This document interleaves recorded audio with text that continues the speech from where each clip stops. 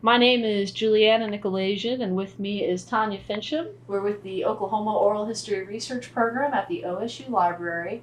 And today we're on the Gooch farm interviewing Mr. and Mrs. Gooch. It's September 30th, 2010, and we're in Logan County, Oklahoma. What part of Logan County are we in? I'm all turned around now. Would you consider this Guthrie? We are. Our mailing address is out of Guthrie. Okay. Yes. Right where we are right now. We're 7 miles northwest of Guthrie. Okay. We are 7 miles right straight east of Crescent. We are 7 miles southwest of Mulhall. Okay. So here we are in a little bitty dot. Beautiful. So does that... And we're on the farm here, and we're conducting an oral history project called Oklahoma Centennial Farm Families. And we thank you for joining us today. We really appreciate it to learn more about your family and the farm you live on. Can we begin by having you tell us a little bit how your family came to Oklahoma? Mr. Gooch? I came to Oklahoma in the run of '89. The Gooch family is well represented right here. This particular farm was homesteaded by Nathan Gooch. Across the road south was Joseph Gooch. To the north was Harvey Gooch. To the east was Jim. Huh? Jim. Jim. Yeah, I was trying to say Joe. Jim Gooch. And then Lee Gooch went to the west, but he didn't like the first quarter. There's 2 Cajuns in there. And he went the second quarter west and homesteaded there. My grandfather, who was Howard, showed up. He was 19 years old. He was not eligible to homestead, but he could come later and buy someone out. And he came in the fall of '89 on a horseback. And the story goes that he visited with these over here and went on west to visit his brother. And his brother told him about this guy up on the hill west. He said, go up there. He said, I believe you can buy him out pretty cheap. Well, the next morning, he stayed the night with Lee, and the next morning he went up there on the hill, and he's riding horseback. And the guy come out of a half dugout, half log cabin. The only improvements he had made to the 160-acre farm. And he come out with a double-barrel shotgun stuck right at Granddad's face. And Granddad said, fella, don't mean you no harm. Just put that thing down. He said he didn't put it down very quick, but anyway, after they talked for a little while, he finally set it aside. And they're talking along, and all at once this guy happened to think. He said, by the way, what the hell are you doing here? And this guy, and my granddad said, I come to buy you out. You got $10? Brought him out. Wow. 160 $10 acres for For a 10 bucks. 160-acre farm. Later on, he bought the quarter to the north from him. I don't know how many years this was. A few years later, he bought from Mort Carey. He bought 160 acres for $500.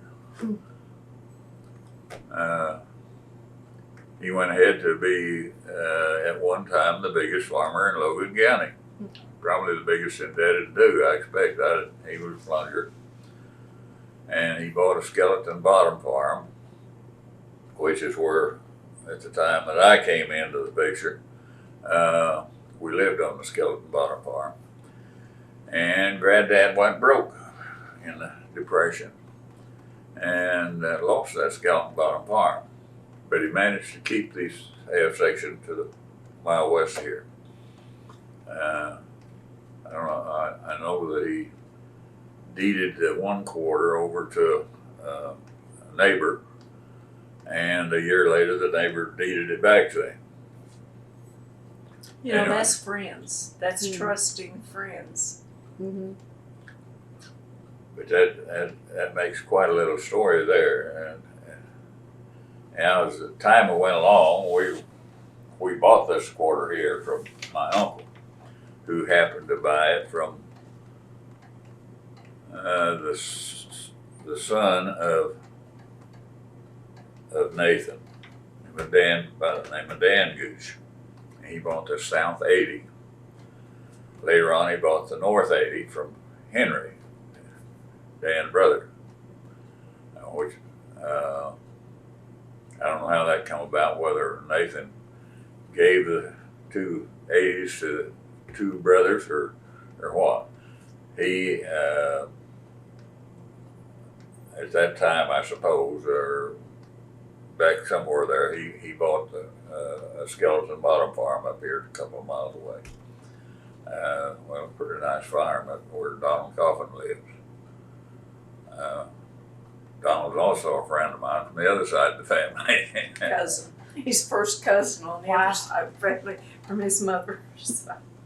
Uh, But this farm originally was 172 acres. It was on a school correctional line, or just a correctional line. I don't know whether it said school or what. But anyhow, he could not homestead more than his 160 acres. But he could buy the other 12. And so he paid $14. I have a copy of it in there, the document that the National Historical Society from Washington, D.C. sent me the homestead papers. I've got copies of homestead papers. And also that paper where he paid $14 for that extra 12 acres on the 160. Keep from breaking it. And this was Howard. No, Nathan. Nathan. This is the Nathan Gooch Homestead. Okay.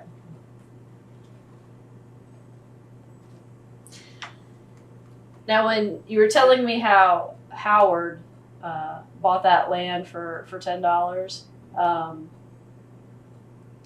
did he have any background in farming before he purchased that land? well, I know he did, but I From came- Missouri. They came from Missouri. Okay. The Gooch family originated from England to Virginia. Governor Gooch was sent to Virginia colony to be the governor of Virginia. Him and his wife never had any children, but he brought his brother over, and he had 9 children. And that's where we came from. And the family multiplied, you know. Back in those days, everybody had 8 to 10 kids. Well, on this particular land, the Nathan Gooch farm, can you tell me about some of the original structures that were here, barns or? Yeah, there was the original, according to the homestead papers in there. The original house was 14 by 26, and 8 or 9 children was it? 8 children. Now that's togetherness. Yeah. In a dugout. And that house later burned, and one of the daughters who was living at that time told me that after that house burnt, they built this house that's still sitting over there. Which what? How many rooms is it? 1, 2, 3, 4. Down to say 5 rooms. That's what they lived in. However, now that Nathan's first house set on the hillside down here, close to the spring. There's a spring down there that runs, and I'm sure that's where they got their water supply, was from that spring right nearby. You can see the old foundation there, but that's all you can see is just the old foundation. That's sand rock, The sand rock. Probably where you probably like that guy over there on the hill. He just made a little dugout and a log cabin, the rest of it. I have no way of knowing that. Even the lady that was his daughter that told me about the old house and so forth, she didn't know about that part of it. But you know, when they staked their claim, they had to live on it 5 years. and prove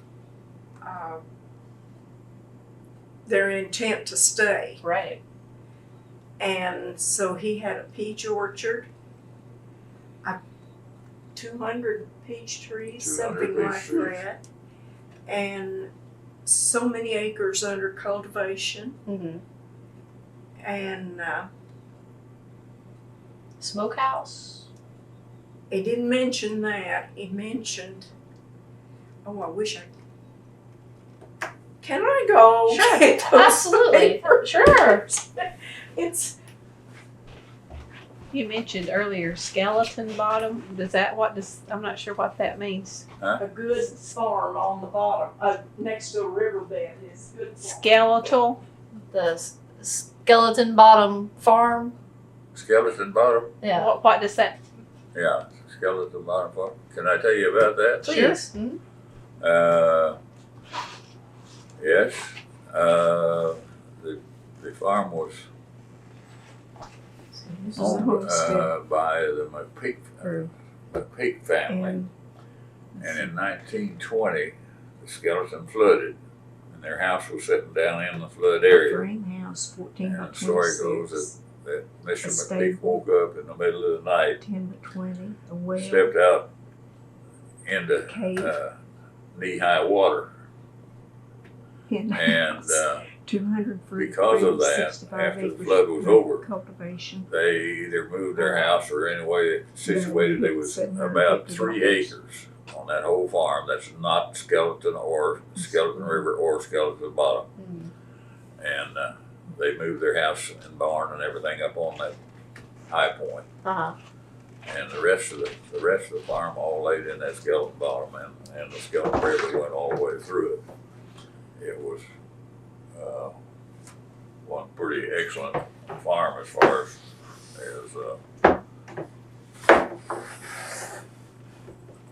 what it would grow and everything. And we grew cotton, wheat, Kaffir corn. I guess that's the main crops that we grew on it. Of course, I was only 9 years old when we moved on there, and I think when we moved on I was about 15 or 16.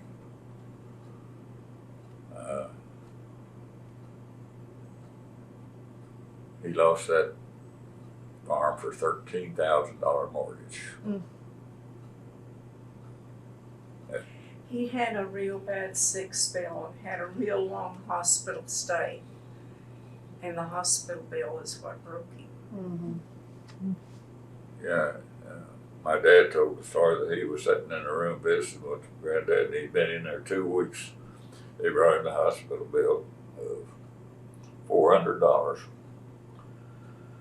and Granddad just hit the ceiling. And he said, "Mr. Gooch,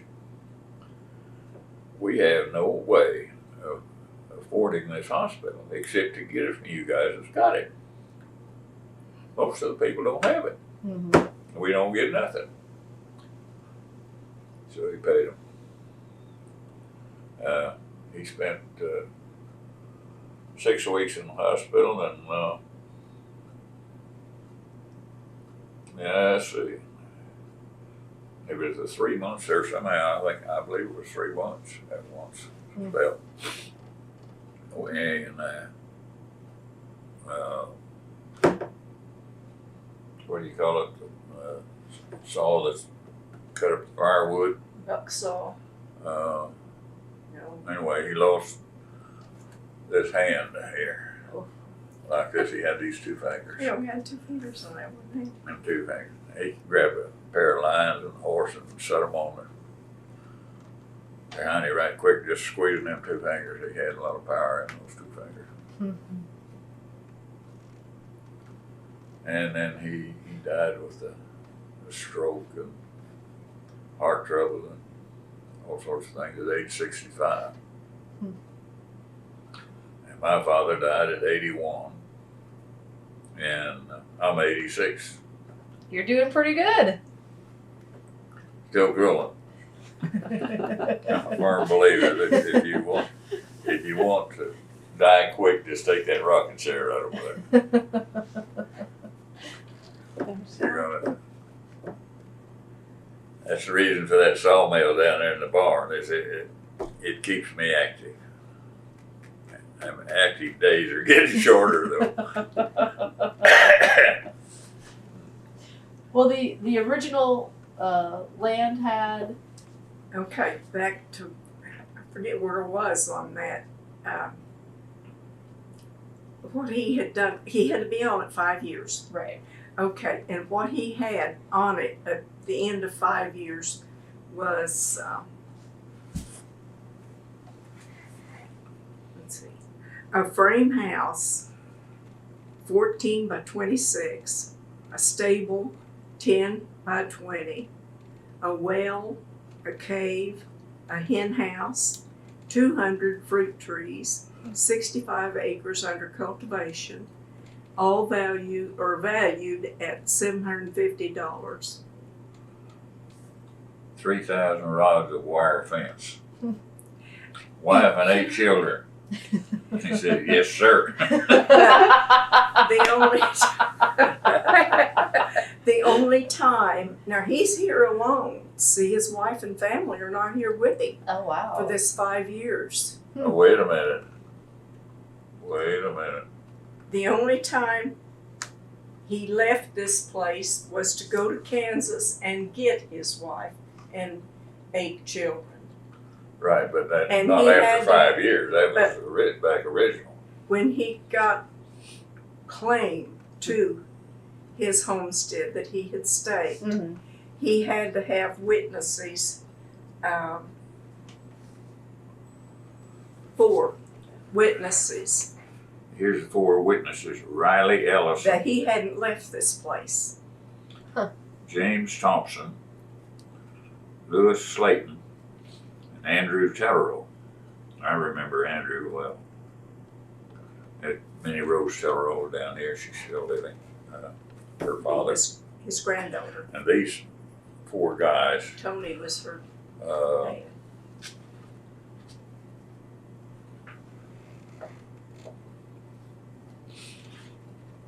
I don't know, I was thinking you might have had some of them's, what they wrote. I guess not. I was thinking I had one of them letters that said what he had done to the farm. It's right here, dear. Well, I know that was his claim, what he claimed. But they also had 4 letters from these fellows here. I'm not sure about that. Well, with what he was growing between the trees and cultivating with the land, was he producing anything to sell? And if so, where would he take it? Cotton. Cotton. Take it to Guthrie. Little peaches too. Yeah, 200 it's- peach trees. Over here at Lori's, the railroad straight east shipped of stuff us out. here, there was a Laurie station, Uh-huh. and it was even a mail address where they dropped mail, the railroad. Mm-hmm. They had cattle pens there where they sold their stock, where they load the cattle onto the trains. Okay, you could ship loads of watermelon, peaches. I don't remember. Cattle. Jim, the one on the east place here. He's the one. He was the cattle man. Mm-hmm. He bought and sold cattle by the hundreds from all over the country and shipped them out, brought them in and shipped them out and so forth over there at Laurie. But it was by rail. They had a railroad through here at that time. Where would the nearest? Well, if they were going to go to town to pick up things that the farm did not produce, where would they go? In Guthrie. Guthrie. Mm-hmm. The cotton was one of the main factors in those days.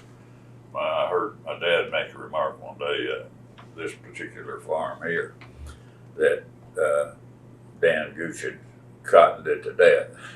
And would your father and his siblings have to work at picking cotton, or did they have hired help? Or We pretty well did it, a lot of it ourselves. Mhm. My dad, well, I remember him hiring help up on the skeleton. because that's Yeah. hard work. Oh, Picking yes, cotton? it's hard work. You better That's not. back-breaking work. He went into Guthrie and got a colored man, had a wife and 2 daughters, and moved them in there, what they call the sharecropper's house, Mhm. set down in the middle of the bottom, and it was elevated up onto the high foundation, about probably 8-foot foundation built up above the ground, and then a little 2-room shack up on top, and that's where these colored families stayed during the cotton harvest.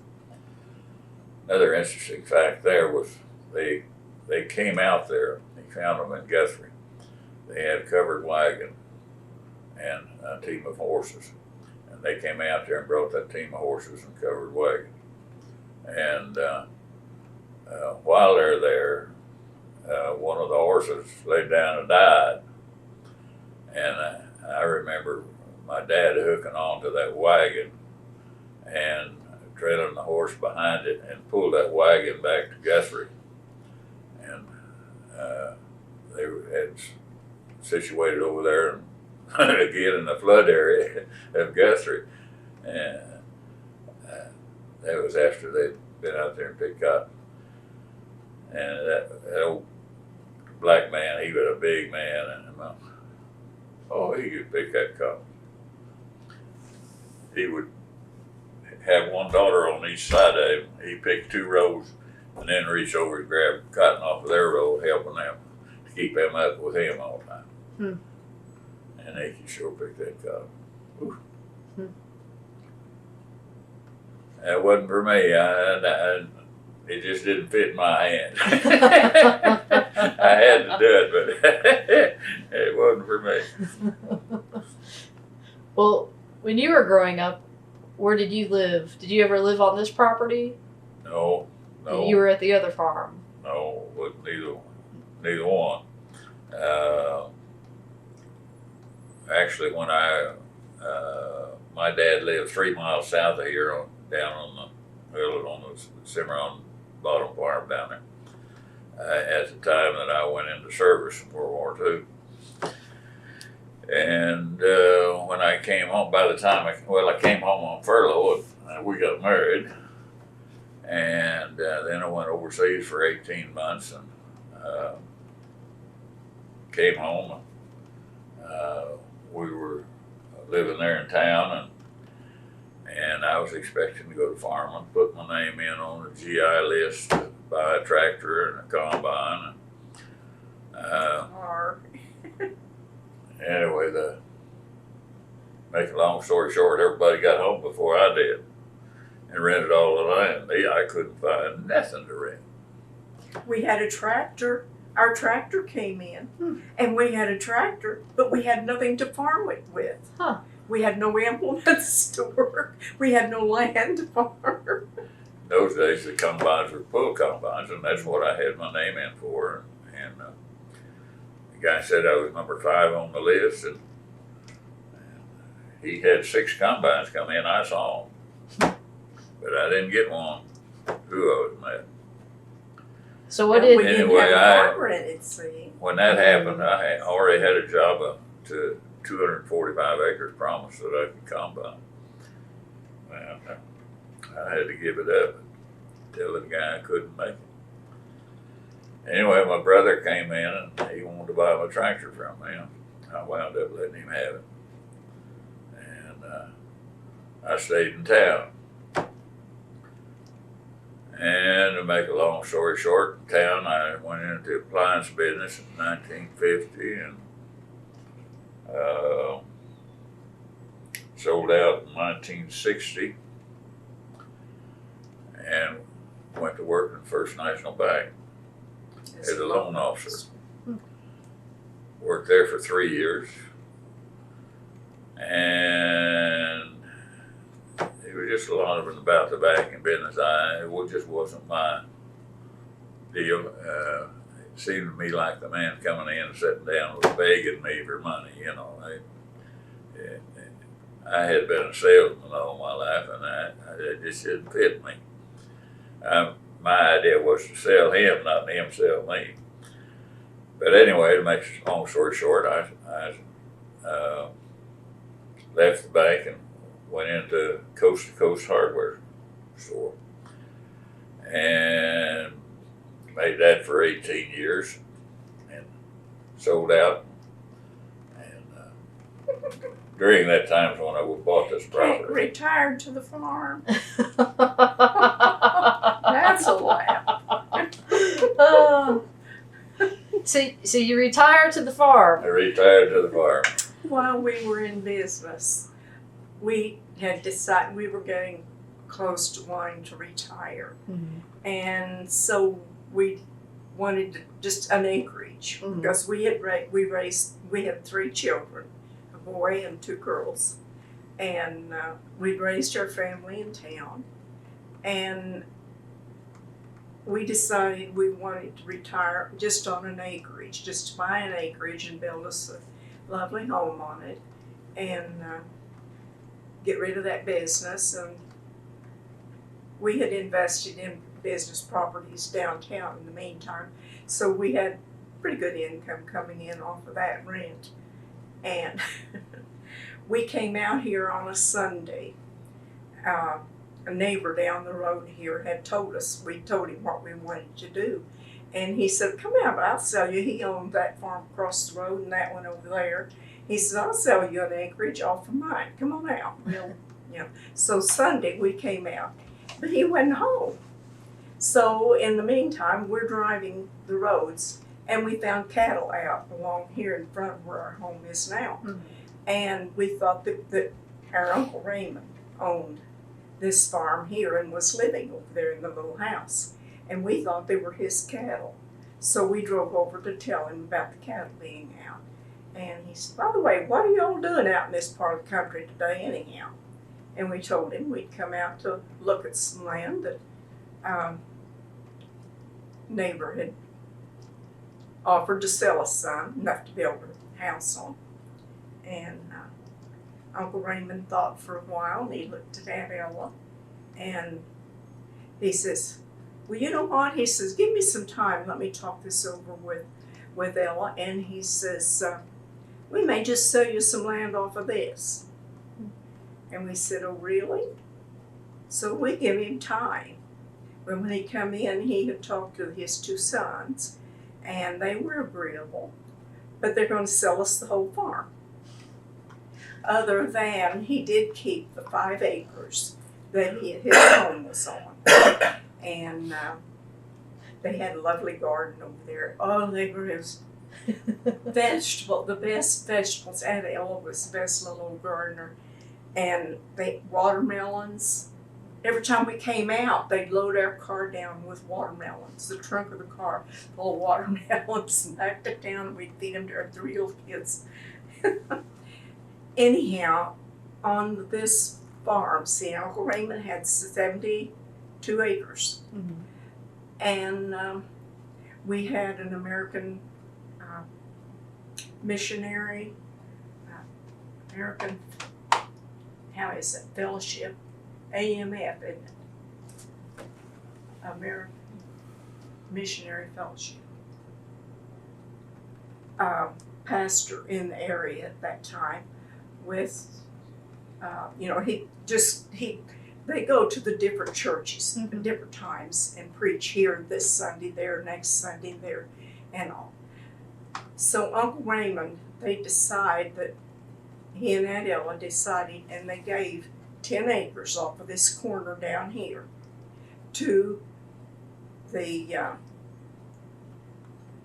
Camp Joy is what they named it. Mm-hmm. And then they gave 2 acres to this missionary, this Brother Lester. Mm-hmm.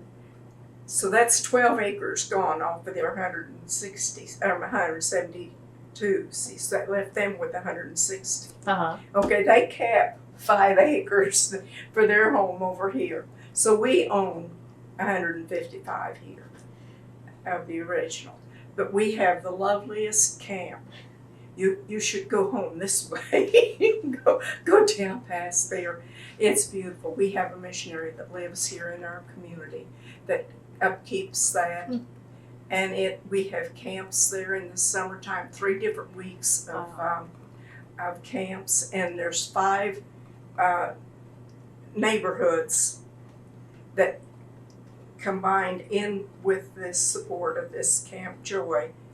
And when we have camp, each church furnishes help on a certain day to cook for all those children. We have dormitories and Wow. and the last 2 years, it's been full. Huh. I think this year they turned children away, and it's a beautiful place. You just gotta go see it. You were looking for an acreage and you ended up with 155 acres.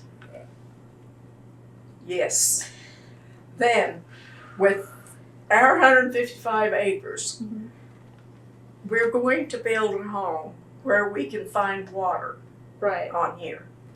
There's 2 lovely ponds on here, and fish where I can go fishing.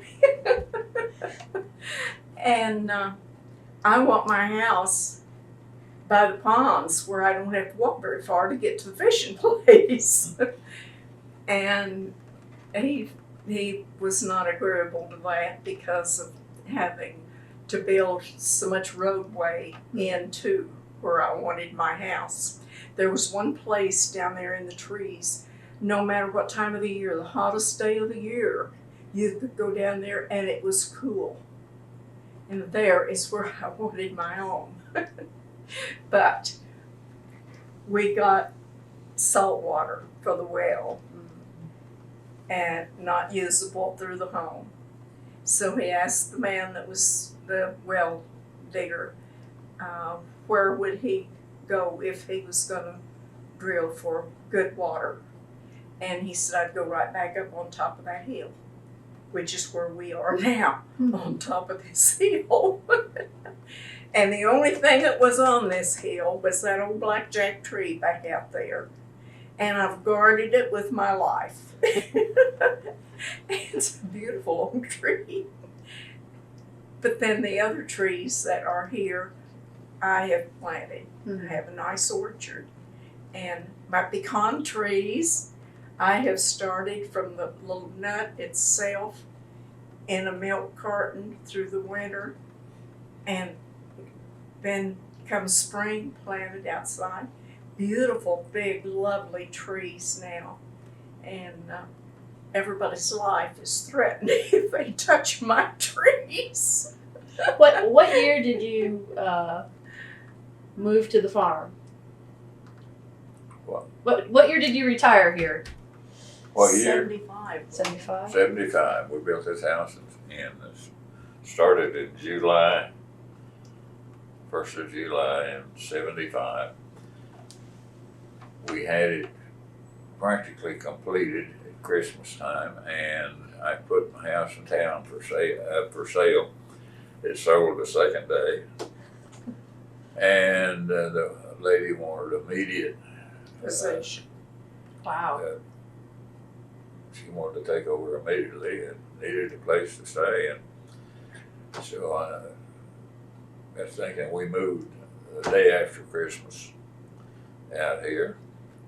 A friend of mine had a big old wheat truck, and we put everything in there that I hadn't already. I'd been moving every day. Every time I'd come out here, I'd move, pick up a load of stuff that wasn't essential there in town, and so I had it pretty well pared down, and we put everything else in that. My furniture in a wheat truck. He came home from the store that evening, and he says, "Oh, by the way, Verlin will be here at 8 o'clock in the morning to move us." And I said, "What? Verlin will be here?" my furniture is not going in that wheat truck.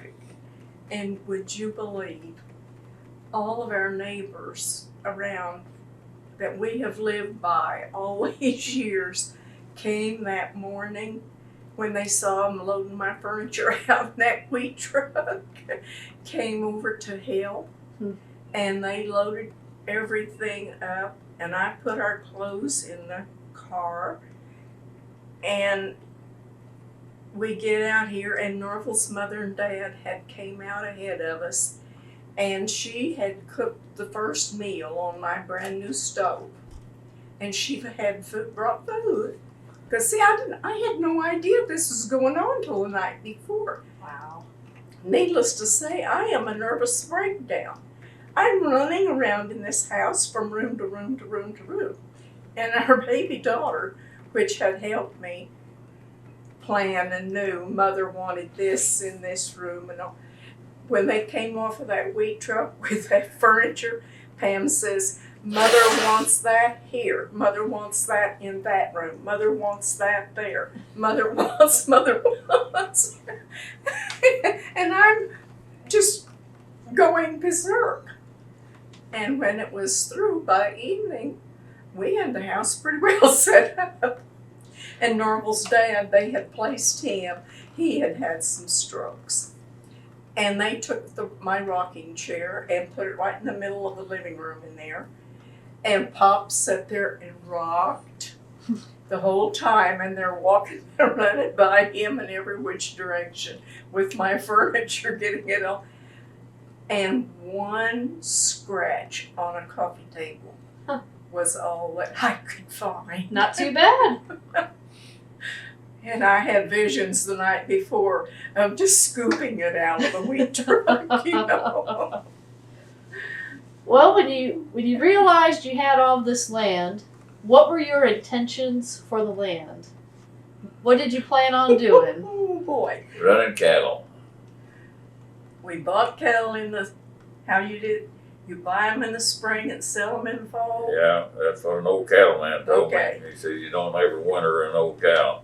That's where all your profit goes. He said, just buy them in the spring and sell them in the fall. Well, I bought, what was it, 54 head, wasn't 50. it? Anyway, somewhere around 50 head of Went to the stockyards. Black all over Angus the city. heifers. Put them out here, and before the year's out, she done got some of them tamed to come and eat out of her hand and so forth. And named. And we wound up keeping 18 of them. Picked out the best. And, The ones I had tamed. You can't sell those, so and so. You can't sell them. Anyway, the gist of it was we wound up with 18 cows and heifers. Oh, they were pretty. And I had cancer in my arm and had to go to Houston, get it taken care of, and lost what 8 head wasn't having calves. And anyway, we kept, I think it was something like 10 head up. And we added to them and so forth. The first thing you know, we're keeping them all winter, feeding them all winter and so forth. And he's buying a good bull, Black Angus bull. Wanting to go somewhere, you know, in Register. the winter time. And so sold out completely and started back to buying and spring selling in the fall. And anyway, I wound up just to heck with it all and rented everything out. So now he just. Now I got a sawmill. That's all I do. So what do you do in the mill? Make lumber. Make lumber? Sells it. And where do you get your trees from? Or I get my logs. I buy most of them. I get some myself, but on the land. But I buy most of my logs. so I'm gonna take a tangent because I want to know how you make your lumber. Okay, we'll go down to the barn. I'll show you how we make it. Okay. Do you have a machinery out there and you just run it through? Right, A sawmill. Okay. right. Put a log on the mill and proceed to cut it. It's Turn got it, forklifts where he lifts it, loads it onto the sawmill, and And do you do this all by Stacks it. yourself? Most of the time, Really? I've got my grandson involved with it now. He worked for me for 7 years, and his way through college. while he was going through part of high school and all of college, he worked for me. And after he was out of college, he worked a while, and we seemed to think that he ought to get a better paying job. He was a smart kid, and we convinced him of it, and he went and got a job as a policeman in El Reno. So now he's the policeman, an officer at El Reno. But I've taken him back in as a partner in the deal, and this machinery's all going to wind up as his. I wanted it to continue, and I could see where my time was going to be limited, and I wanted it to all be his. He's earned it, because he is a hard-working young man.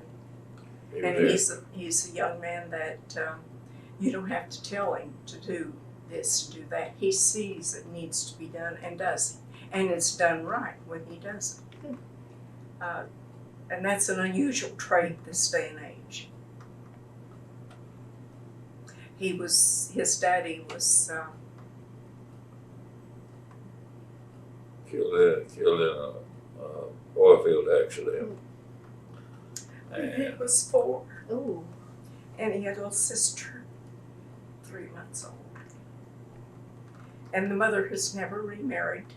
Her life has been devoted to those 2 children. She got good kids. Mm-hmm. She's a good daughter. he was here yesterday, and he saw that I hadn't changed the oil on the equipment down there in quite a while, and he took right to it. He got them all changed yesterday while I was here. Changed oil and filters and so forth, and then we went to Crescent and picked up a big red oak tree that had been cut down for us, and I've got a what you call a knuckle boom loading logging trailer, and It's a weird looking thing. It's scary, actually. anyway, that's he about got his limit yesterday on that tree. I didn't think he's gonna get it loaded. Red oak is, I guess, about the heaviest lumber there is, and that 8.5 foot log, something like that, and it was one big load. He finally, I'd have gave up on it, but he didn't. He stayed with it. He finally got it loaded by picking it up on the end and working it around and getting it edged up, setting one end on the trailer, and then he got a hold of the other end and swung it around, loaded it on the trailer.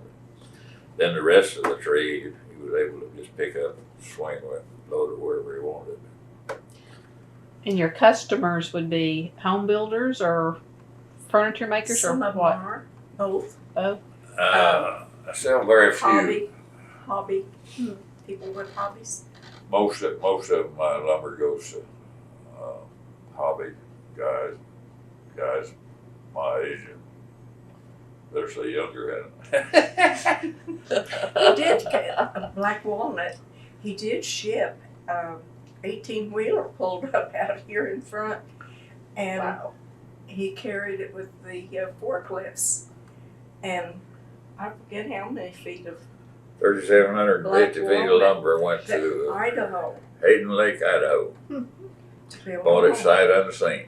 How did they find you?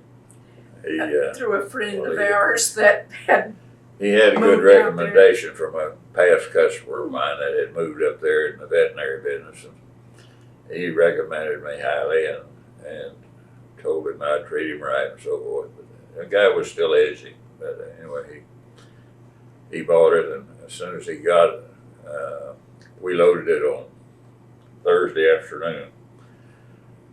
Friday, this truck's in Albuquerque unloading part of the load. Saturday, he's in Montana unloading the other, about a quarter of a load. Then my half a load went on to Hayden Lake, and he was there Saturday night to unload him. The guy wouldn't unload him Saturday night. He had to sit over till Monday, and he called me Monday noon, and he was just ecstatic. He was That's the so best. happy with this lumber, and it was beautiful lumber, and it was native grown right here, you know, on the farms around here. Wow. We He go was to well buy. pleased. We go to look at farms to buy. He's looking at the trees that he cut out for the sawmill, Mm-hmm. and I'm looking at all the red rocks and the rattlesnakes and all these kind of things. In the meantime, we have bought a few farms for those trees that's back there. Mm. We did that 4 miles north of here. We've got 4 farms up there, and first thing he does is go in with the bulldozer and dozes out all the old fence, puts new fencing in around them and all.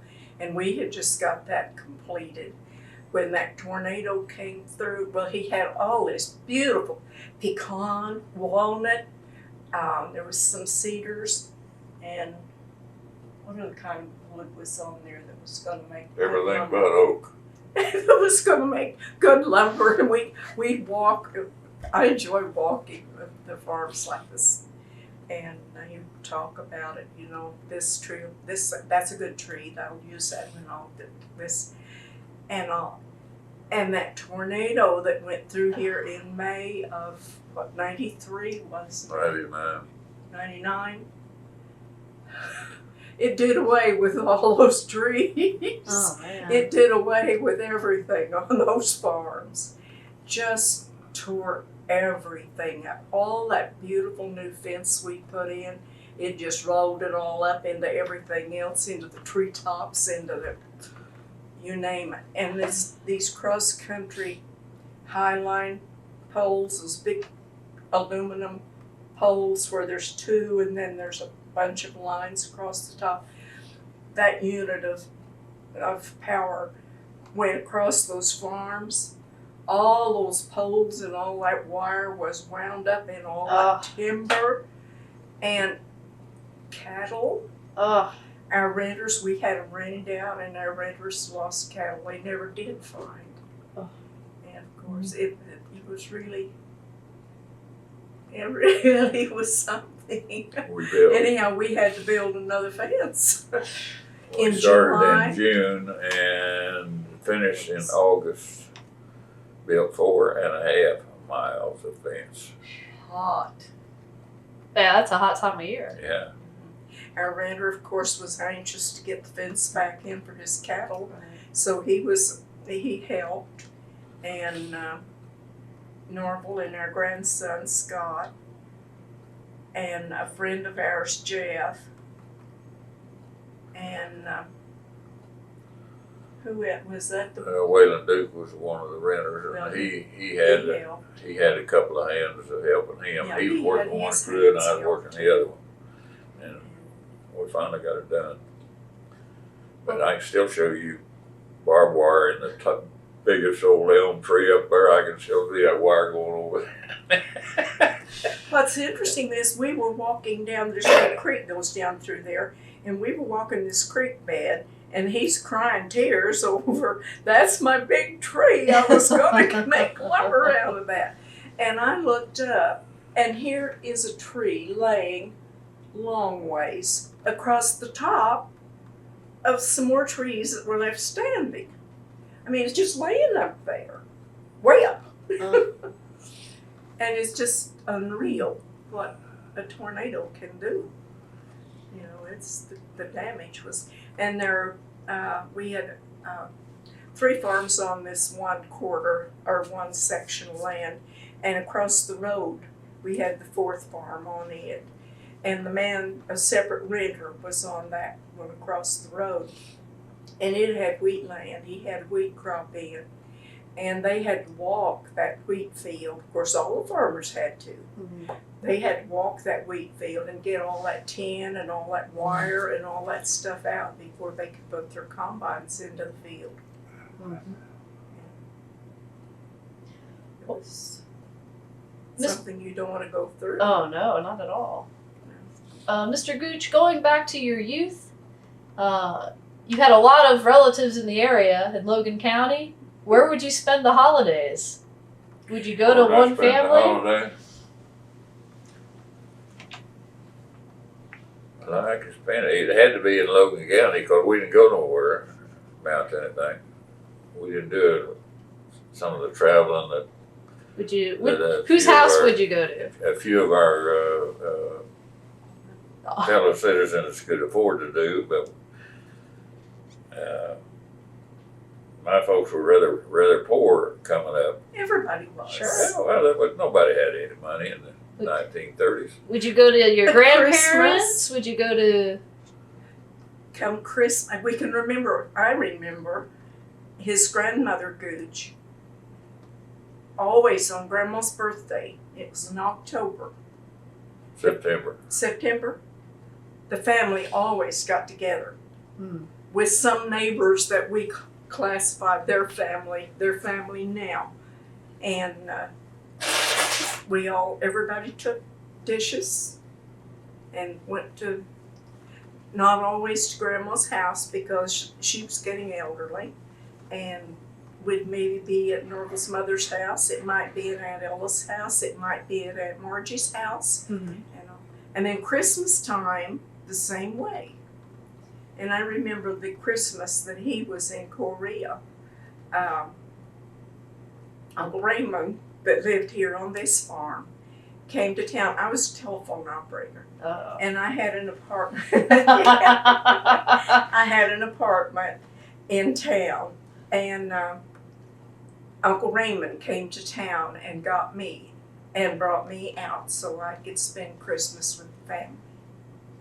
And it was snow, it had snowed, and the snow had drifted beautiful down these roads. It just swirled and just like whipped cream, you know. And I enjoyed that, and it was awfully sweet of him to do that. He came to town and brought me out and then took me back home. Would lots of would the grandmother and the aunts do a lot of canning? Oh, yes. Everybody canned food in those days. That was just part of the deal. You canned all the fruits you could get your hands on, vegetables and so forth. What things were raised out of the garden. Now my mother canned meat too, Mm-hmm. because we had no refrigeration.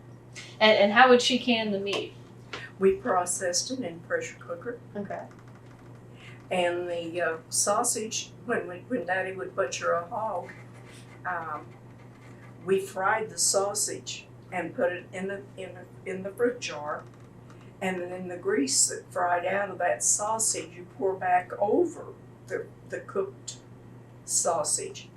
And I don't remember pressure cooking that, but it kept. It was sealed naturally with the old rubber ring, and the zinc lid with the glass top, you know, glass inside, you know. And Remember? but I'm Do you still just can? now got through canning pears. From your orchard? Yeah, my pears, they're all gone now. I'm through. Do you remember how your parents or your grandparents slaughtered chicken? Did they have a certain technique? Yeah, Yeah. like that with her head. My mother could dress a chicken quicker than anybody. I swear, one day I saw the mussels jump in a chicken. It was that fresh in a skillet. Oh, she could fry that Oh, chicken. she could fry that chicken. She could make the best homemade. She always raised a lot of frying chickens, and she always skinned them. My mother never saved that skin. My mother she always skinned scalded and picked. We even peeled the feet. You used every piece of it. them. Mom, that was one of the things that Mom was so good at. It was frying a chicken. Boy, she could grab a chicken. She always had that long wire with a loop on it. Reach and grab it by the leg, and the next thing you knew, she had her head wrung off, and then she'd grab a wing and that loose skin right under the wing, under both wings, and about the third grab, she had all the skin off of them and cut them up. They would after they got electricity and got their deep freeze. I can remember one time particularly, Mom had raised a whole bunch of fried chickens. And we were living in town and had the 3 little kids. And she had sent word to me that she'd be on such and such day, she'd be dressing those chickens to put in the deep freeze. And if I wanted some, to come out. So I went out early that morning to help her. And I forget now, there was 2 or 3 other neighbor ladies there that came to help. It seemed to me like it was 50-some fryers that we dressed that day. Wow. And of course she always sent me home with fryers to go in the deep freeze to feed my kiddies, or our kids. And then they had sheep. And one time they butchered one, and she wanted to know if I wanted some of that, a lamb roast. And I'd never eaten it, I'd never cooked it. I didn't know what really to do to it. But she told me what to do to it, and I thought I did what she told me. But we really didn't like it. About like when we go, he and I've deer hunted an awful lot, and bring them home, and I would butcher them and put them, lay them out on a table like this, and cut them up and get them into that deep freeze. And then when I would cook them, he'd say, "That's not beef steak." I said, "Well, don't what you expect. It didn't start out to be beef steak." So we quit deer hunting. Well, he says, "You mean I've got to quit?" I said, I'm not butchering another one. You just don't need to bring another one home." And because, well, if he's not going to eat it, And so he was crying big tears, more or less. Not really. And I said, "No, you can still go deer hunting, but just make sure someone is there that wants the deer before you shoot it." And it worked out that way several years we went. Yes, about the last at least 5 years that we always got And our there deer, was- but we gave them all away at the camp. Never brought them home. I'll never forget one time we had an old red Jeep that we used in deer hunting up in those mountains. And for the trip home, we had been kind of lucky that year. We had 3 racks. One of them was right here on the porch. These 3 racks, we had the whole head, rack and all. And we set one in each seat of that Jeep and one in between. We propped it up somehow, I don't remember now just how. And it looked like they was driving the Jeep. And we was towing that behind the pickup. And coming home, and people would start around us and get up inside that. And they, all at once they'd take off and just laugh. We were entertained all the way home. everybody was going around just pulling that Every Jeep. time we stopped, we collected people. Pull into a restaurant, a service station, or anywhere, everybody was looking at that Jeep. And them three heads driving that Jeep. Did you have any siblings? And what? Siblings, brothers, sisters? I had 4 brothers. She had, I You had had 3 3 brothers. brothers. She had 4 sisters. Oh, wow. No brothers, no sisters. And 2 of my oldest brother and my youngest brother died of cancer. And my brother, just younger than me, lives over here, about a mile south of Crescent. We go all to church together. We see them most every Sunday. Well, I want you to tell me how you two met. I don't know if I can remember where we went. We went to school together. I was going to tell it. Huh? Go ahead. We knew each other, and so forth. Let's say our first date wasn't planned or anything. I just saw her and her sister walking down the sidewalks of Guthrie, and we stopped and got to gabbing with them. Pretty soon, I asked her to go to, what was it, the preview or the It was a show.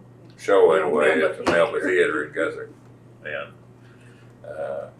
she went, but her sister wouldn't go. She kept saying, "I'm going to tell Mother on you. I'm going to tell Mother." She and I have a sleeping room in town. Mother and Daddy are living out at Seward. Anyway, that was our first date, and it went from there. And that was January 1st, not New Year's Eve, but January 1st.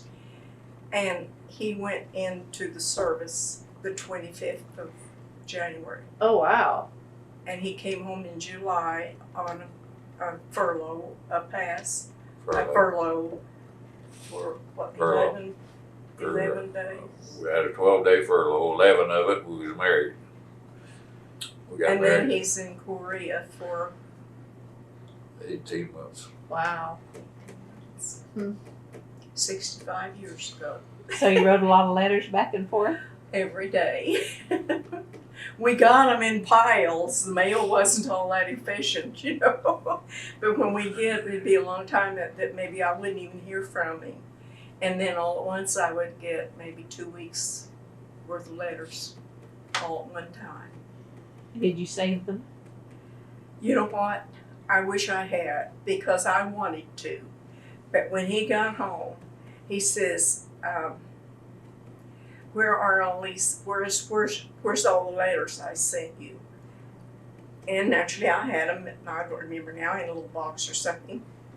And he had the letters that I had written to him. And he insists that we go out to the park and burn them. And we did. And I wish I hadn't let him do that. Yeah, love, huh? But you wrote them, that was what counts. Well, there was personal things that our children shouldn't be reading. Well, you were a telephone operator. Uh-huh. How did that come about? Tell me about being a telephone operator. Well, Mother and Daddy had 5 little girls. My sister, just older than I, just 14 months older than I, and I went through school as twins. And then we had the next 2 sisters that went to school in the same grade. And the year that my older sister and I are graduating from high school, Mother also had 2 others graduating out of the 8th grade. So she's got 4 little girls graduating, and they don't have the money to buy the pretty graduation formal dresses and the pretty little shoes to go to the. We didn't have a dance because the boys had all been drafted into the Army. Right. But we had a banquet. And Mother and Daddy couldn't As a matter of fact, my older sister and I worked our way through high school. We wouldn't have been able to go to high school had we not worked. Mhm. We worked in the cafeteria at noon for our dinner. And then we went to work. We took 4 classes, which was our requirements of a morning. We worked in the cafeteria at noon for our lunch. We went to work, I think at 1 or maybe 1:30, I'm not sure, at the Crest store Mhm. and worked until it closed. And that's how we went through high school. And then, well, after a few years there, then we went to work for the drugstore. I did. She still worked for Crest, and I went to work for the drugstore. And then I had a friend that came in that was moving. Her job was she was going to tinker and work in the Social Security deal anyhow. And the job she had was for a real estate man, typing insurance policies and so forth. So she came and wanted to know if I wanted to. She said, "Dusa, you can do it. Would you like to have that job?" And it was taking shorthand dictation, Mhm. and that was what I had done in high school. And so I went over and applied for the job, and he hired me. And then not too long after that, I found out that there was a vacancy at the telephone office, and I went and applied for that. They paid better, and you also had more days off. And in the process of working at the telephone office, the insurance man, he didn't replace me. He didn't hire anybody back to take my job. He just waited till I'd have a day off at the telephone office, and then he'd come and he'd say, "Dusa, have you got some free time? Could you come and type up my policies catch me up on the work in the office?" Okay, I guess, for more money, yeah. And besides, Norval's in Korea, so Right. what else have I got to do? And so then I worked at the telephone office, all the time he was gone. And finally it got to the point to where I could see that the ladies that were working the night shift were ladies that part of them were widow women with children, and part of them, their husbands were overseas, but they still had children. Mhm. Well, they're working nights, and their kids are running wild. Right. And so I volunteered to take a night shift because I don't have anything, And so I took a night shift, providing when I get the message that he's on his way home, they'll shift me back to days. And that's the way it worked. And when they shift me back to days, he comes home, he can't find any work. And he went to work in the oil field, night shift. Here he is working the night shift and I'm working the day shift, and we're passing at the door. With him going to work and me coming home. That lasted for a while. But anyhow, then when I found out that I was pregnant with our first baby, then I quit. Mhm. And we were very fortunate. We could have used the money had I have stayed on. But we were very fortunate that he was able to make a good living for the family, and I never worked out of the house again until our baby was 9. And I was able to stay home and be a at-home mommy and PTA mama and a Girl Scout, brownies, Boy Scout. Well, did both of you ever think that you would ever end up coming back to the farm? No way. No, we never figured that way, but it just so happened that we was out here looking for a place to build a home and wound up buying a farm. So that started it. We had bought some We drew up our properties own there in house. Guthrie. We drew up our own blueprints for the house. And anyway, I had run into some disagreements with the city of Guthrie and the Hysterical Society, I call it. Its name is Historical Society. And when they start telling me that I can't do this or I can't do that to the front of my building, and that's where we kind of parted ways. Mm-hmm. And I wound up, they even had the gall to send me word that if I ever took that coast to coast sign off the front of that building, which I'd never dreamed of doing, then I'd never put it back on. Well, I already knew that from past experience. Now, we owned our building, we bought our building, as well as the business. And they just got under my skin every time I turned around, it seemed like. And so I just told them, I was going to sell out completely all the different properties I had there in Guthrie. And as I sold them, I bought farms. And I happened to catch it high when the demand was high for Guthrie property and low for farms. And Worked out. we got those 4 farms up there. We got 3 farms southwest of Crescent. Acres.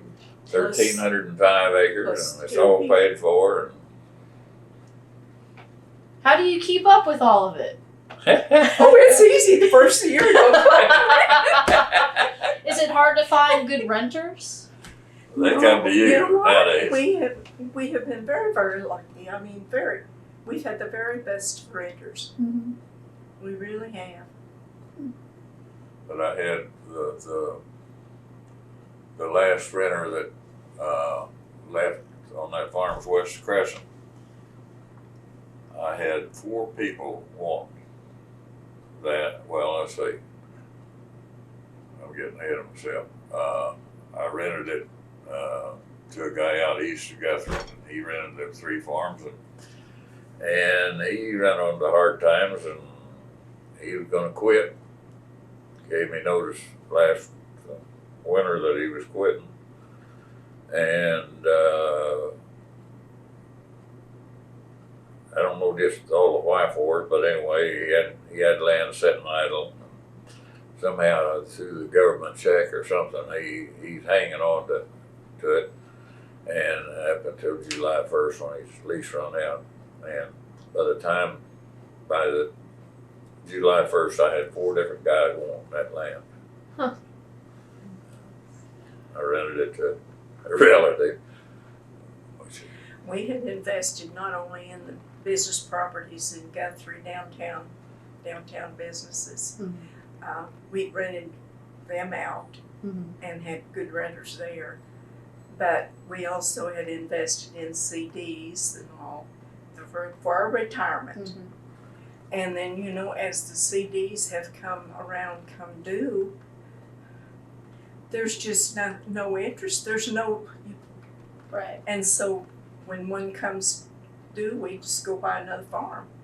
So what do you look for when you buy a new farm? Trees. Well, I look for trees, she looks for something else. we buy unimproved land. Okay. Nothing that has a house or a barn or anything like that that's going to cost upkeep, Right. With good fences on. Mm-hmm. Good fences. Of course, we've ended up putting good fences around most of them. Uh-huh. But, With the intent to rent. oh yes, all of them are to rent. Yeah. I've got 3 renters. We're not going nowhere. This is home. Mm-hmm. This is where I intend to be when I die. Well, what do you think will happen to this specific piece of land, this piece of homestead, in addition to all of your other farm properties? What do you hope will happen within the next 100 years, long after I've you're already got gone? that taken care of on a will. Goes to my 3 children. Okay. And we've got it pretty well balanced out equally between the 3 of them. And do you think it'll remain in the family? Is that your hope, to keep it within the That's what I family? hope, but they're going to be free to. I'm not going to tie them down with the will that they can't sell it, but Mhm. it'll transfer hands. without any squabble. But all three of them are family oriented enough and history oriented enough that it would really come to hard times Mhm. for them if they ever partied with the ones that have been in Right. homesteaded family. Mhm.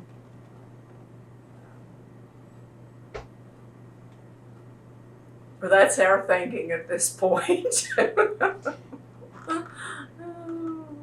Do they enjoy coming out to the farm? Oh yes. Oh yes. So where are holidays? Grandkids and great grandkids. Holidays now are here? Oh, always. Okay. But I have had a heart attack and some strokes, and mother can't handle too much work anymore. But they come to mother's house is big. Mother's house is always clean. But you're not to cook anything. They prepare all the food and bring it out. Mrs. Clean. But then mother's got to clean it up too after. But I enjoy it. I enjoy it. Except when I haven't been feeling very well and I have let things go, then it worries me that there's dusting needs to be done. The vacuum cleaner needs to be run. Oh, that old vacuum cleaner hurts so bad to run it anymore. But yes, mother's got a big dining room table in there that has 2 big leaves, and then we've got more tables and chairs in the basement that the grandchildren, when they come in, they just automatically, Brandy and her husband will head to the basement and start bringing up the chairs and tables, and the next thing you know, Poe and Catrice are helping them, and the others are out here in the kitchen piddling with bringing food. I mean, they can bring in more food. Each one of them brings enough food to feed the whole family. And they're good cooks. They're all good cooks. Do you have any? Happy times. Well, is there anything else you'd like to tell us that we didn't touch upon that you'd like to get in for the record? And Where's the pictures? Over there. You had, in one of them little suggestions in the paper you sent, do we have OSU graduates? Our son graduated from OSU with honors in the military. oh, wonderful.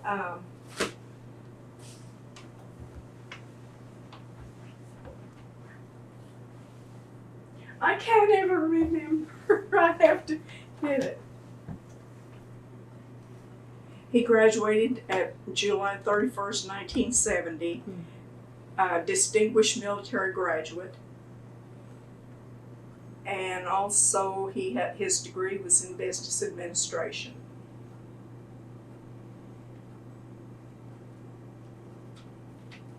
And I've got several pictures of him, and he was Scabbard Blade. Outstanding there. And then I've got several pictures of he and Dr. Calm that was there. And did he go into the military after graduation? Yes, helicopter pilot, Vietnam, and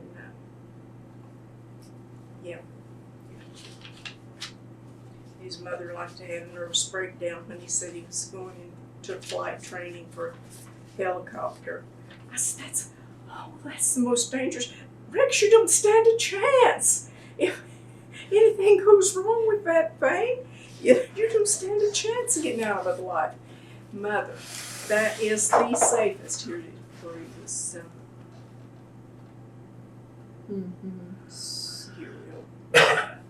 was distinguished military. Wonderful. And anyhow, he's convinced me that he was safer in a helicopter than he was in an airplane or on any other mode of transportation. Because if that motor dies, that rotor on top reverses itself and it just settles you back down to the ground. Of course, you're trying to convince your mother. Anyhow. There's a, Yes, he saw. two different, this is on photographic paper, that's just on regular typing paper, they're on the bottom. You can have one or both of them.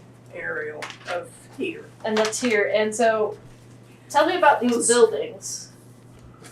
Now this is That's this where is we our are. house where we're sitting. Okay. This is barn. Okay. Here's a barn and shop. This is the sawmill barn with all the lumber in it, and the sawmill itself. There's a dryer. There's a dryer. Dry Solar wood. dryer for dry the lumber, cure it out. I have actually three. There's been one added since then.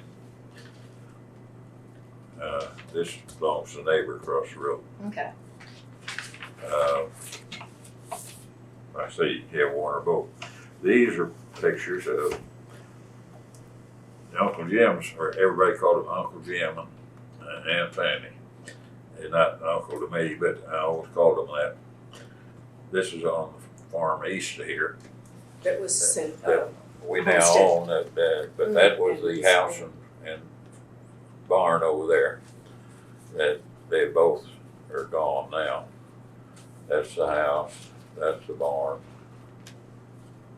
And this is some of his Uncle Jim's cattle.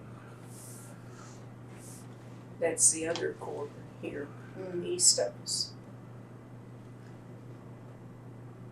And is the house still standing or No, Nothing the house is is. gone also. Okay. But when we moved out here, when we built our home here in '75 and moved out here, the barn was still there Uh-huh. and the house was still there. And What happened to that barn? Oh. The storm got that or what? no, she gave that barn to Roland, Ronald Taylor's dad? Leslie That's what they Leslie Taylor. And she wanted it taken down. She wanted it rid of, gone. It was time. It was deteriorating. for lack And he of a roof. wanted the lumber in it. And also it ended up the house the same way. He could have the lumber if he took it clear to the ground. Mm-hmm. Well, he didn't. And I don't remember exactly what happened to get the barn down. But when we bought the place, the house was still there, what remained of it, because he dozed it down and burned it. Mm-hmm.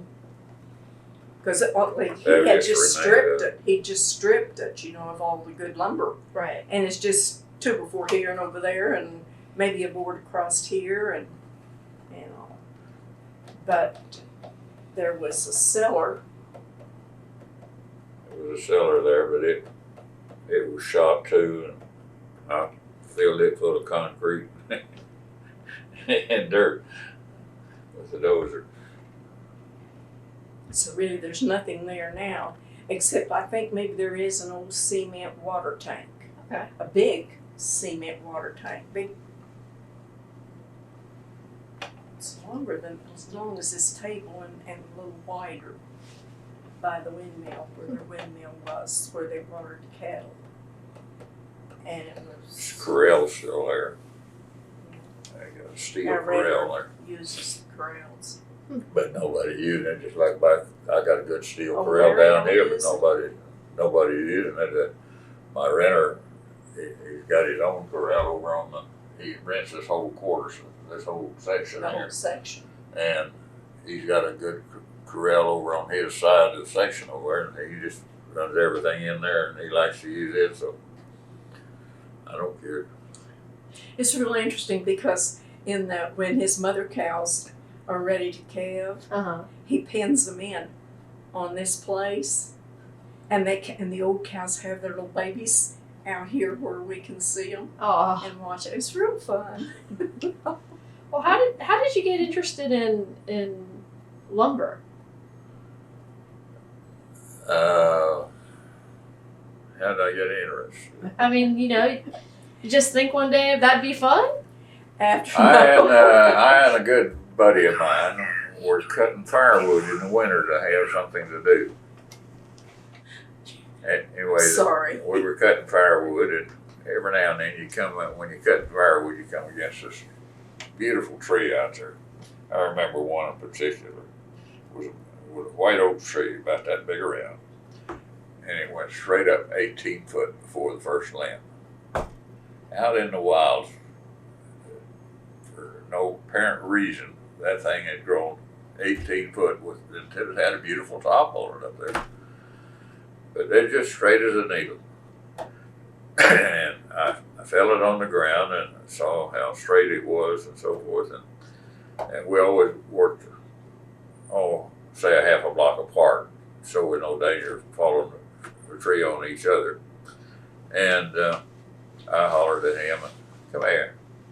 He come down, he took one look at that, and he said, that'd be a crime to cut that in firewood, you wouldn't? I said, yeah, I sure would. We ought to get it in a sawmill somewhere. Well, he had a sawmill just down the road. He lived on the west side of Guthrie, just down the road in the ways was a sawmill. So we took it to him and got it sawed into lumber.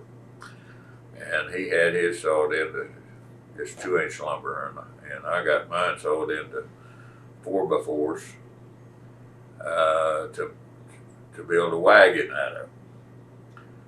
Well, I built a wagon, all right, and had quite a time building it. But anyway, I built one, and I don't remember where I sold it one time. Yeah, where'd that wagon go? Didn't amount to a whole lot of what I got for it. But anyway, that doesn't matter. But that got us to talking sawmill. Well, when I got ready to buy the sawmill, I called him up one night. Said, I'm ready to buy the sawmill. You ready? We were going to buy it in partnership. And he said he was a combiner, Custom combiner. combiner. At the time, had 4 big John Deere combines that he always went clear to North Dakota with every summer. And he'd cut firewood in the winter, he said, to pay his grocery bill. And anyway, he said he was too broke. I said, yeah, you're so damn broke. All you can drive is Cadillacs, which was the truth. And but he wouldn't go with me on it. So I called up the company and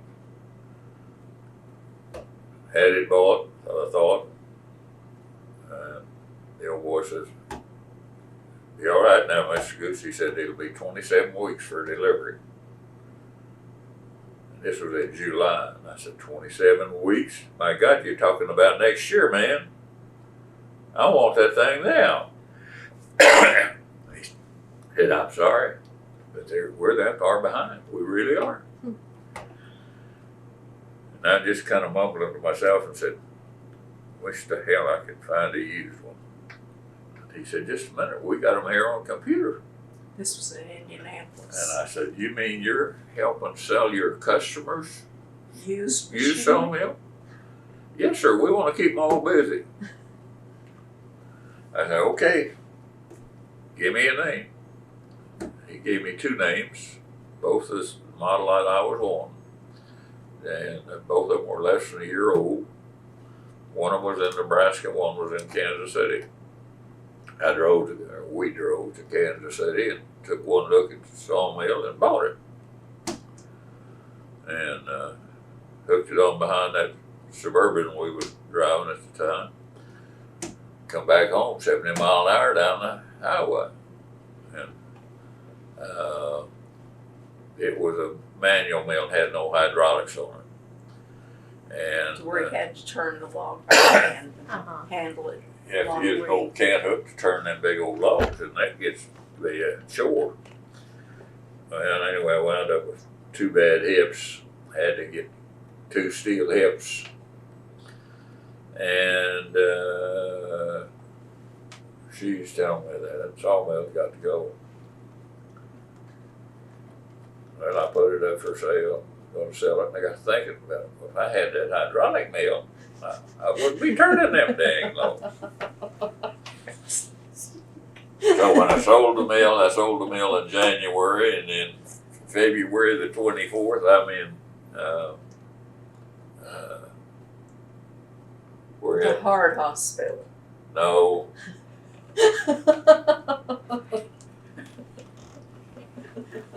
You've lost we're me. up at Indianapolis, Indianapolis. at the factory. When we go up there, the doctor had already told him the stress test was just way out in left field and he needed that heart taken care of. And we're in the doctor's office and the doctor is begging him and I am begging him with tears rolling down my face. Let's get the heart taken care of first and then go get the sawmill. No, I told him I was going to be there on such and such day, which was 2 or 3 days later than what that was. And I'm going to be there. And there's ice and snow and everything all over everything between here and Indianapolis. And the doctor says, Norval, if you slid off in the ditch, and no telling what would happen to you with a heart the shape it's in. Oh, she's a good driver. She's We got the sawmill and nothing happened. we drove to we went to Indianapolis and we got that thing and we put it on behind that little pickup. Now he is at the point with this heart that his reflexes are very slow, and I kept noticing, and he kept kind of dozing off at the wheel, and he was slow getting on that brake. And it was just scaring the living daylights out of me. She lived her home.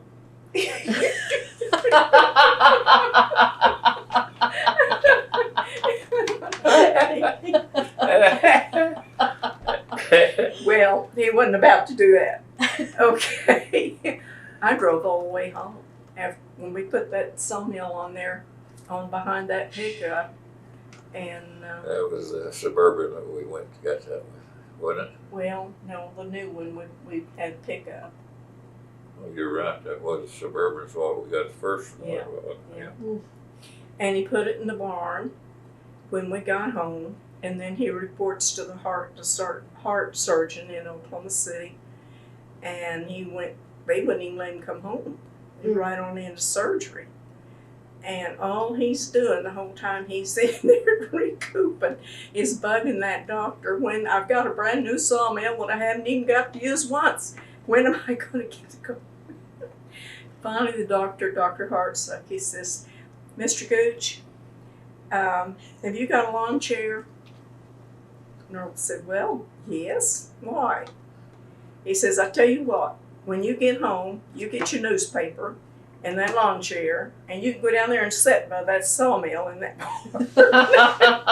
and read the paper for 6 weeks. And,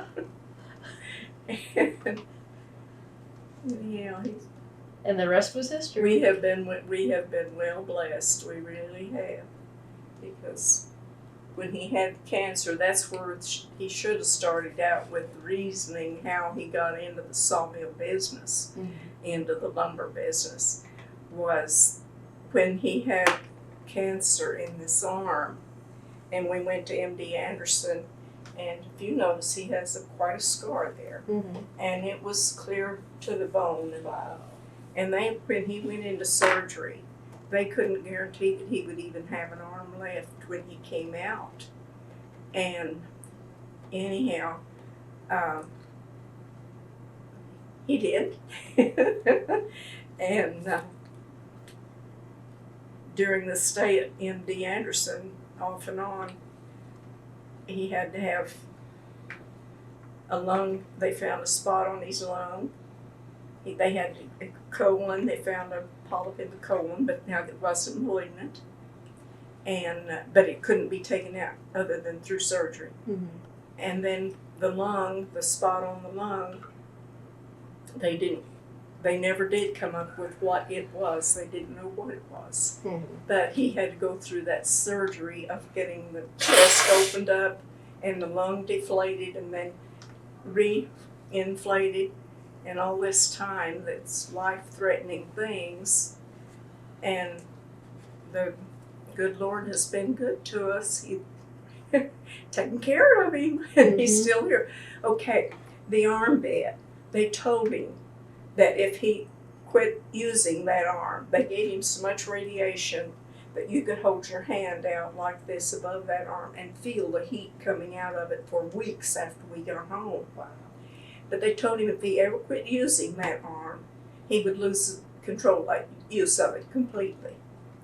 He would carry a bucket of sand when he'd head to the barn with that arm to pull those muscles out, make it work, see.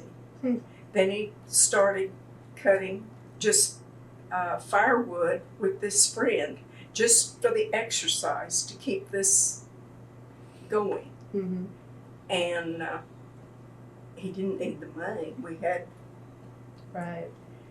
that, and one thing led to the other. Like then when we come into the nice trees that he's cutting into firewood that makes such beautiful lumber. Mm-hmm. And that's when he decided we needed a sawmill. Just what the doctor ordered. And 86 years old, and he's still running the sawmill. And that dear little old sawmill just hanging on, keeping up with him. That's good. That's good.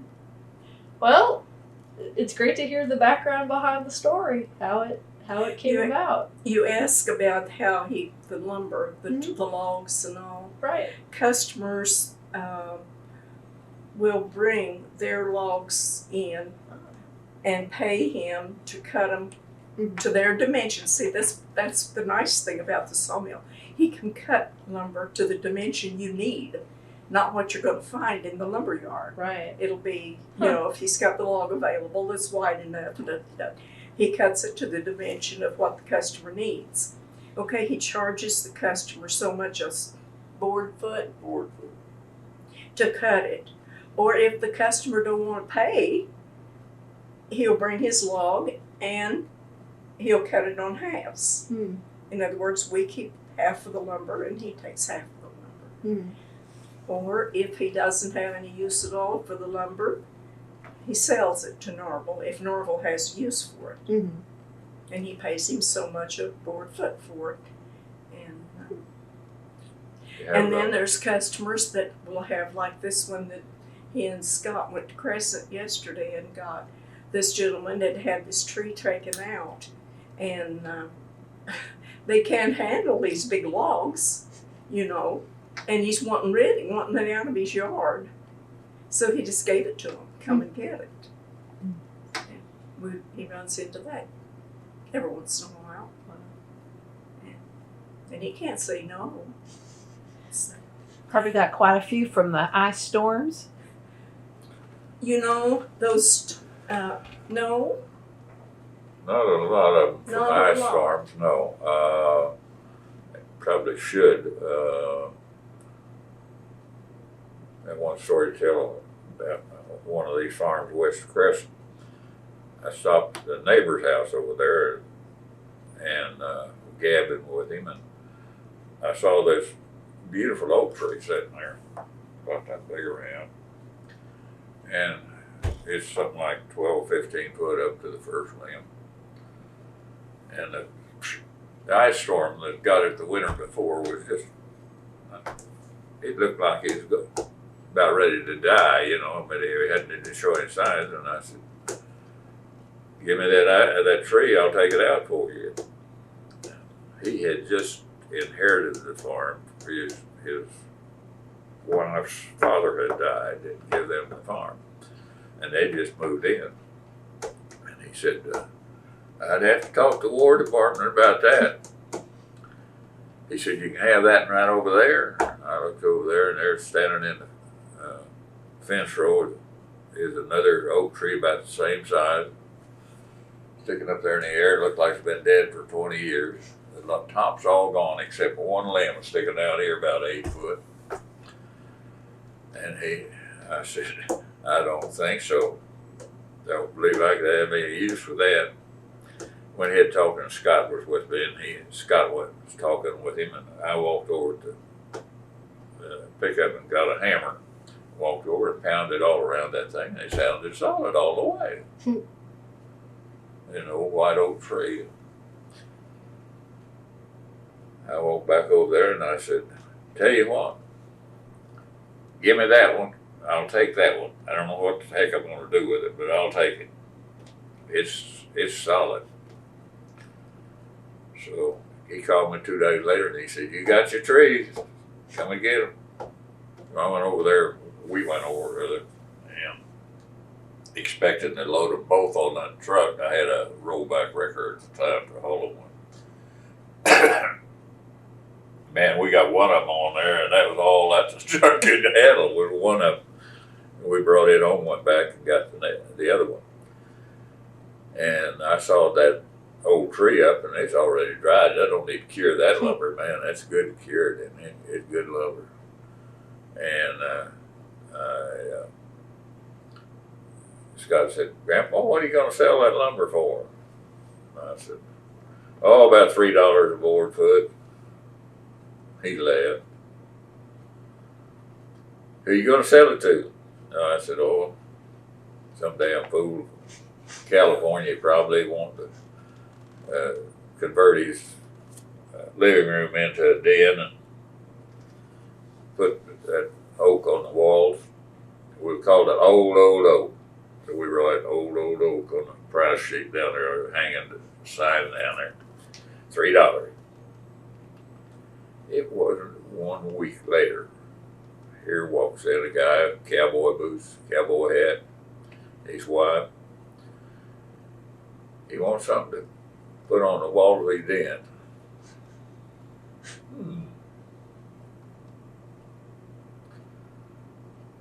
I sold it to him, $3 a board foot. Took it all. We get it on his trailer, ready to go. He looks over to his wife and he says, how many square feet did you say it was on that wall? She said 550. He turned to me, how many did we buy? I said 400. Oh my God. You got some more? I said, man, I ain't got no more. Probably would never have any more. And he said, man, we got to do something different. So at that time, I had that round barn down there. When we built it, I had made the ends of the barn, both ends of it, out of wood that we'd sawed down there, rather than buy steel in and get by a lot cheaper. So I had did that. Well, I made the doors big 14 foot 3 inches tall and 10 foot wide. Made them out of cedar.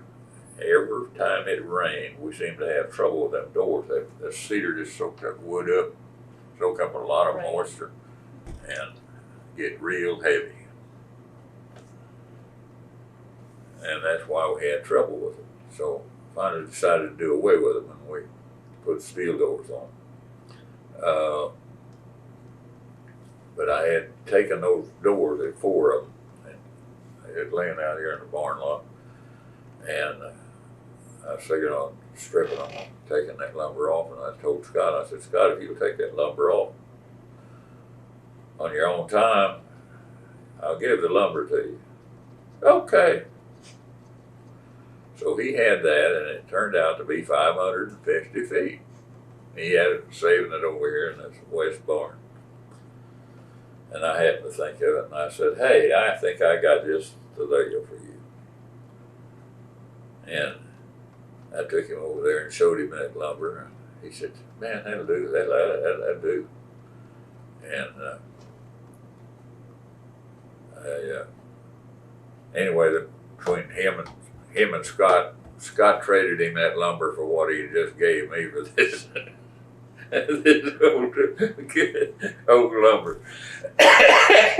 So he traded it for, I think it was $1,200, I believe it was. He got well off with that used lumber. And later on, I did sell that for $300, $3 a board foot. Just for the same purpose. I sold it 2 or 3 sales, but anyway, I did sell it for $3 a board foot. When he gets, like fall, what? Yeah. Last spring, when you ran out of cedar. Cedar's one of the demand, the reds, that pretty red cedar. And he ran out of logs to cut. And so he just kind of put out the word to different people that had been bringing logs in and selling to him. You know, he was out, and then, you know, if they run on Danny, well, he'd buy all they could bring to him.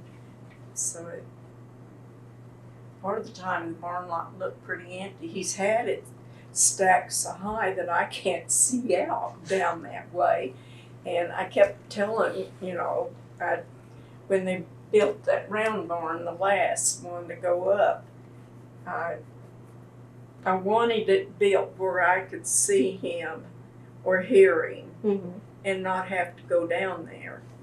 And yet I didn't want it to block the way to view that north. Blocks the hillside over there for us. That north 80 acres. We could sit here on the patio and watch the deer and the wild turkey, or count our cows and calves, you know.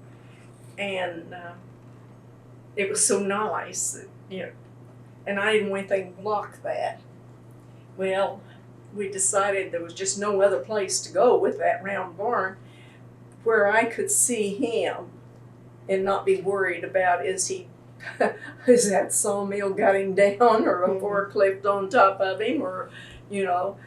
And anyhow, I can go there now and hear the machinery, or hear him, or if I stand there long enough and watch, I'll see him move past the door and know he's okay, and I don't have to go down there. But anyhow, I told his little brother, he was helping put that round barn up, and I told him, I said, now Glendale,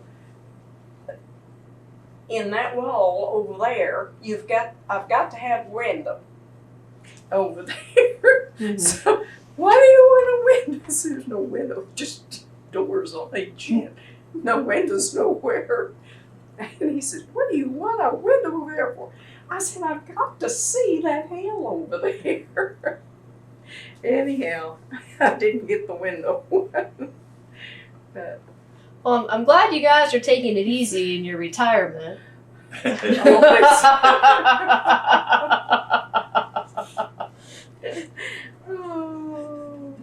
Well, my days are getting shorter and shorter all the time.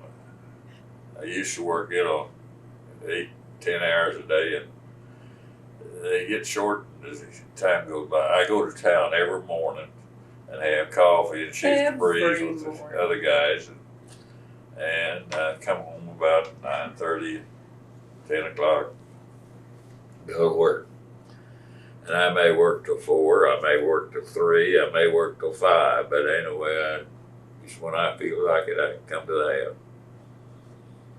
Well, is there anything else you'd like to share with us before we end our interview with you guys?